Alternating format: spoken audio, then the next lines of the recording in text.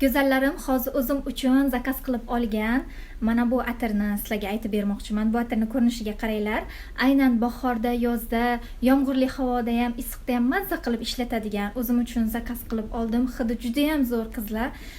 Svetochniy, uncha shirin ham emas hidi. O'tkir ham emas, hidi umuman o'tkir emas, juda ham priyatniy. Krishkalarini olsangizlar qaranglar. Aynan ayollarimiz bob qilib ishlangan. Bu yerda krishkasi tillarang svetda va buni ko'rinishi xuddi atirgulni eslatadi. Bitta joyga qo'yib qo'ysak ham juda ham priyatniy. Bu bizga mana bunday koробочкада keladi. Mana bunday upakovka bo'lib, korobkalarda keladi. Va buni narxi qaranglar, buni narxi qanchaga kelyapti? 1300 rublga bizga katalogda yozilgan narxi. Lekin o'zingiz registratsiya bo'lib olaman desangiz, qizlar, mana shu atirni atigi 1100 rublga olishingiz mumkin. Yana bu atir parfyum 50 mg.